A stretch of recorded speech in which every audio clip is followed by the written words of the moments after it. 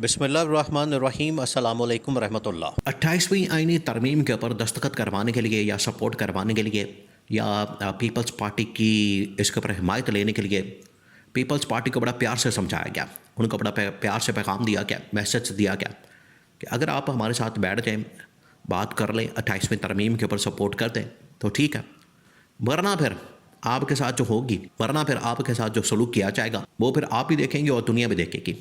और जहाँ जहाँ भी आपकी गवर्नमेंट मौजूद है, जहाँ जहाँ भी हुकूमत मौजूद है, ना सिर्फ आपकी गवर्नमेंट का हुकूमत का ख़ात्मा किया जाएगा, बल्कि सबसे बढ़कर जो इनके लिए अब ज़िंदगी मौत का मसला बन गया, ज़िंदगी मौत का मसला इनके लिए क्या बन गया, वो इस्तिस्ना, वो एग्ज़ैम्पशन, वो इम्यूनिटी जो कि आसिफ अली जरदारी ने हासिल की है।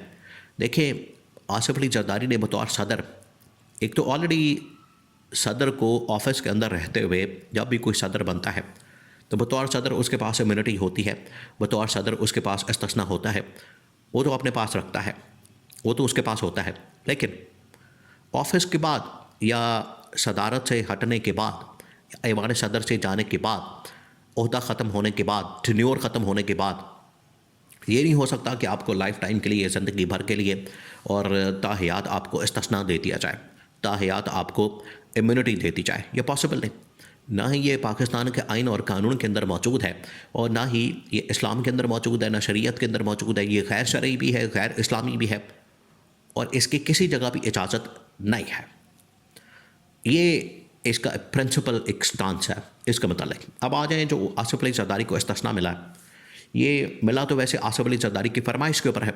फरमाइशें इन सब की फरमाइशें बहुत ज़्यादा है, फरमाइशों की एक लंबी लिस्ट है कि हमारी ये भी फरमाइश पूरी की जाए, हमारी ये वो भी फरमाइश पूरी की जाए, हमें ये भी दिया जाए, वो भी दिया जाए।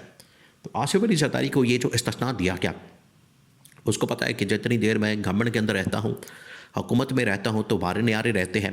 जैसे मैं बाहर आता हूँ तो सारे केसेस खुल जाते हैं, तमाम करप्शन के, लूट मार के, मनी लॉन्ड्रिंग के और खुर्द बुर्द के, बेज़ाब्तगियों के, हलवे मांडे के, जितने भी इनके ऊपर करप्शन के मुकदमात हैं वो सारे के सारे खुल जाते हैं। अब 28वीं तरमीम के ऊपर क्योंकि इनसे सपोर्ट मांगी गई है, वोट मांगा गया है, जिसके ऊपर ये बड़े डामाडोल किस्म के और उसके ऊपर मज़ामत कर रहे हैं, उसके ऊपर मुखालफत कर रहे हैं, वोट देने के लिए तैयार नहीं, जिसकी वजह से इनको पैगाम दे दिया गया, मैसेज दे दिया गया कि अगर आपने इस 28वीं तरमीम को सपोर्ट ना किया, अगर आपने इस 28वीं तरमीम के ऊपर वोट ना दिया, तो फिर होगा क्या। फिर जो आगे सीन बनना है वो इनको बता दिया गया।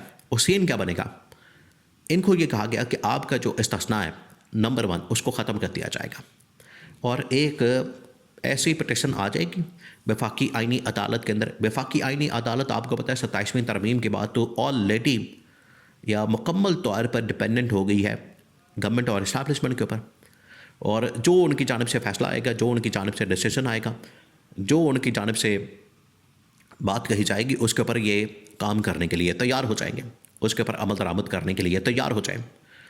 ये इनका प्रॉब्लम है वफाकी आइनी अदालत का कि उससे ये अब बरी ज़म्मा नहीं हो सकते, और आज़ादी के साथ मेरिट के ऊपर इंसाफ फराहम करना अपने ज़मीर के मुताबिक और दलाइल के मुताबिक, ये अब इंसाफ नहीं फराहम कर सकते। जो इनको फ़ैसला मिलेगा ये उसी के मुताबिक करेंगे।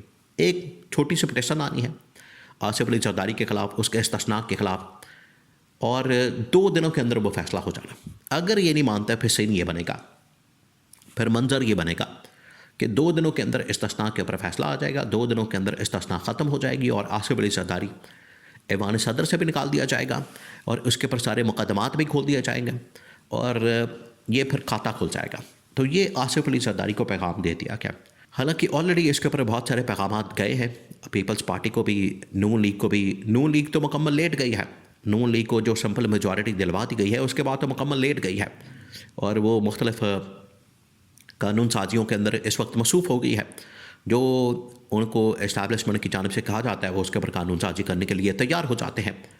लेकिन पीपल्स पार्टी थोड़ी सी अब रेजिस्ट कर रही है। वो इस वजह से, देखिए, वो कोई नज़रियाती किस्म की, या ऐसा नहीं कि वो नज़रियाती बन गए हैं या बड़े आइडियोलॉजिकल बन गए हैं, या उनकी जानिब से जो रेजिस्टेंस है, मज़ामत है, वो बड़ी नज़रियात पर मबनी है। नहीं, इक़्तिदार पर, हवस, लालच, हुकूमत की, पावर की, उस लालच के अंदर ये अपना चाहते हैं कि इजाफा हो और हमें हटाया ना जाए, हमें इस्तिस्ना दिया जाए, हमें हुकूमत दी जाए, हमें पावर दी जाए।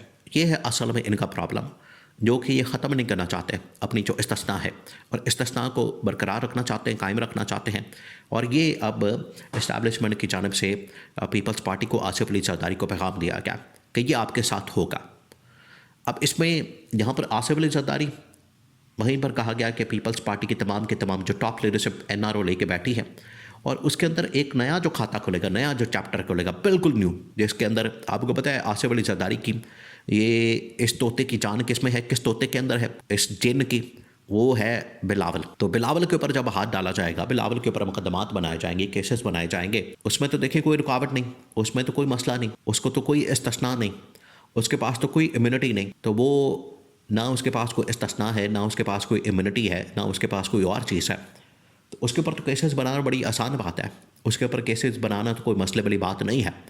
तो बड़ी आसानी के साथ उसके ऊपर केसेस बनाए जा सकते हैं। तो ये आसिफ अली जरदारी के लिए एक किस्म की आप समझें कि रेड लाइन है। अब वो फंस गया, अब उसको समझ नहीं आ रही कि इसका हल क्या निकालें, सिवाय इसके कि उसको ये कहा जा रहा है कि आप इमरान खान से मिलेंगे, लेवरेज इस्तेमाल करें, अपना पॉलिटिकली मैनेजमेंट करें मामलात को, क्योंकि अब आपके पास तो ताकत नहीं है, पावर नहीं है, सिंपल मेजॉरिटी नून लीग को मिल गई है। आपके पास जो गवर्नमेंट है वो भी आपको इस्टेब्लिशमेंट ने दिलवाई है, सिंध के अंदर, बलूचिस्तान के अंदर, या इधर जो आपको ऐवान सदर के अंदर बिठाया, सदर बनाया, और जो चेयरमैन सेनेट बनाया, ये तो सब कुछ है उसकी मरहून मिन्नत इस्टेब्लिशमेंट की। तो अगर इस्टेब्लिशमेंट ने आपको दिया है सब कुछ, तो फिर इस्टेब्लिशमेंट को आप इनकार कर भी नहीं सकते।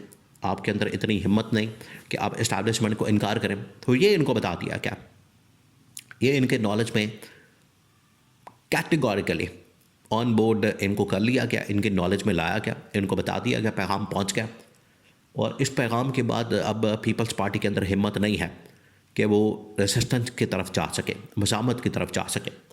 अब उनको ये बता दिया क्या, तो ऑप्शन बिल्कुल ख़त्म हो गए हैं इनके पास, पीपल्स पार्टी के पास। अब मुकदमात के लिए तैयार हो जाएं, जेलों में जाने के लिए तैयार हो जाएं, वरना फिर 28वीं तरमीम को सपोर्ट करें। वैसे 28वीं तरमीम को सपोर्ट करके भी इनकी मौत वाक़ई हो जानी है।